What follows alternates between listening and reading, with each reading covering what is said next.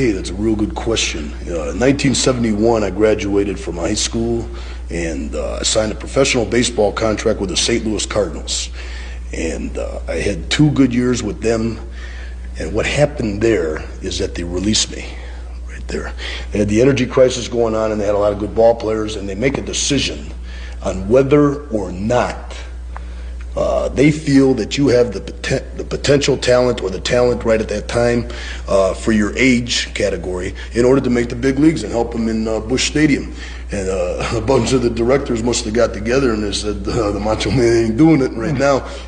I got my pink slip and I was out. And what happened right there is that in my mind, it was a setback because I wanted to be the Major League Baseball player. I wanted to be the biggest star in the big leagues. I wanted to be the #1. I wanted to be the legend of all time. I wanted to be better than Babe Ruth. And all of a sudden, the realization that I wasn't going to be that. Boom.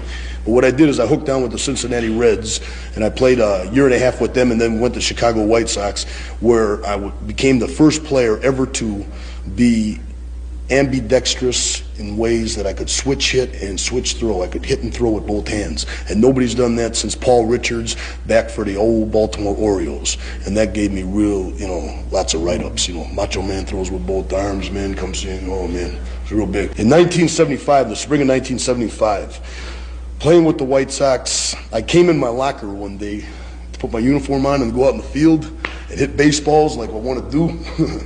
And my uniform wasn't in my locker. It was not in my locker. And I said, where's my uniform? Where is my uniform? My uniform is not in my locker.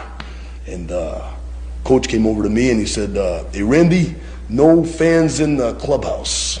You're no longer property of the Chicago White Sox. And I said, well, I can't say it on TV, but I was hot. I was real hot.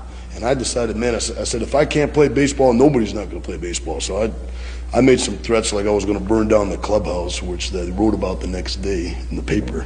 But I didn't do that. I took my bats and busted them against a tree. The realization did not get hurt. See, that's what people say, man, I got hurt or I was going to get married or something. There's always an excuse. I didn't make it. I made it real far, and I was a real good athlete and a heck of a baseball player, but not to the major leagues. I didn't do it. So I went into professional wrestling. And what I did in professional wrestling is use that same attitude and found out that it was a blessing that they took the uniform out of my locker. And it's great for the history of professional wrestling because it is now known 100% all over the world that the Macho Man Randy Savage is the greatest professional wrestler of all time.